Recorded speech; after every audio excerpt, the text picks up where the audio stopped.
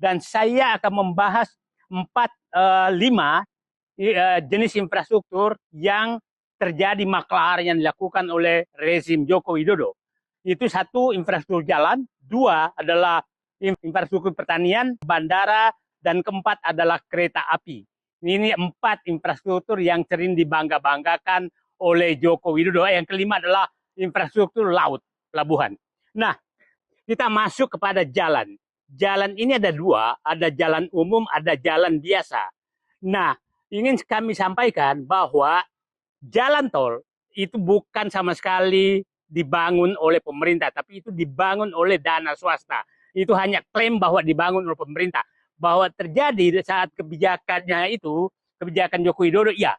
Tapi apa dampaknya kalau asal Bapak tahu sekarang, jalan tol, pembangunan jalan tol Joko Widodo itu memang investasi jalan tol selama pemerintahan Joko Widodo itu sekitar 300 triliun investasinya sepanjang 1.700 kilometer. Artinya itu ada peningkatan biaya jalan tol.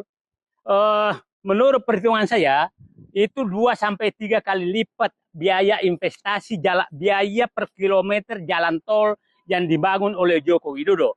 Pada saat Presiden SBY 2013 itu biaya jalan tol itu sekitar 60 sampai 80 miliar per kilometer, dan itu kita batasi.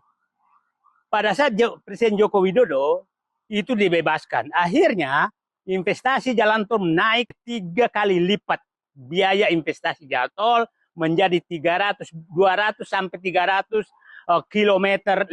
miliar per kilometer karena tidak dibatasi. Nah, apa dampaknya adalah kenaikan tarif jalan tol.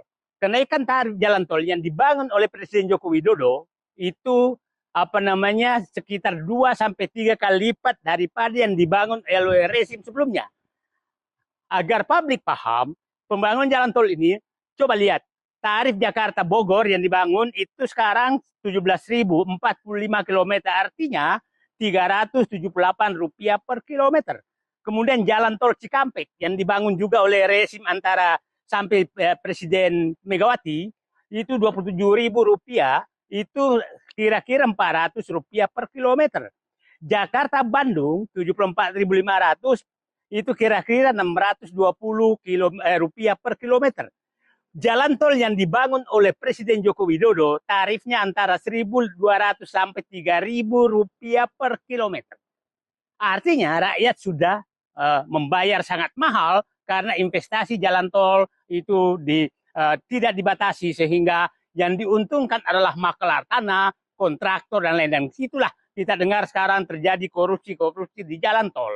Nah, kita masuk sekarang, apa dampak daripada jalan tol itu? Nah, supaya orang-orang yang merasa bahwa menikmati jalan tol, tolonglah pikirkan bahwa itu pengorbanan yang sangat besar oleh rakyat Indonesia terhadap kenyamanan yang diberikan oleh seakan-akan rezim Joko Widodo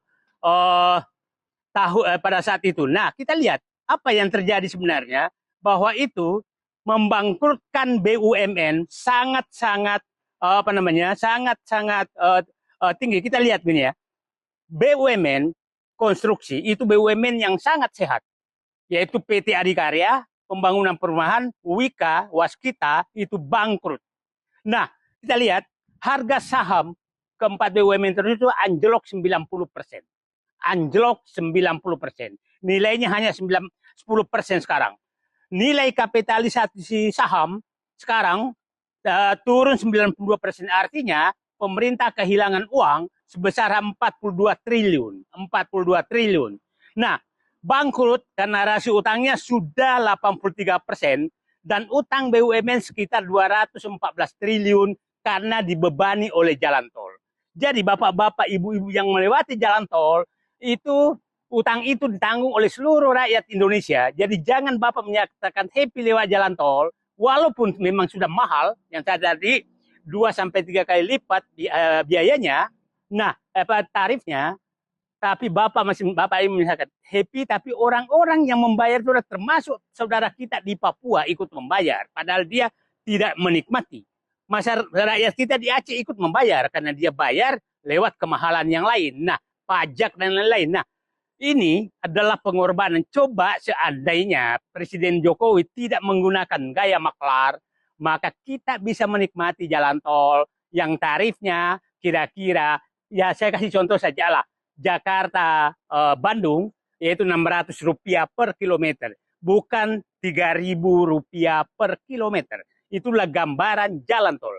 Jadi jalan tol ini adalah kenikmatan yang disebabkan, yang dinikmati oleh orang kaya, yang disebabkan oleh bangkrutnya BUMN dan adanya utang. Saya perkiraan sekarang 300 triliun rupiah utang BUMN, dan ditambah dengan turunnya kapitalisasi pasar sehingga 42 triliun, 340 triliun pengorbanan BUMN untuk proyek maklar jalan tol Joko Widodo.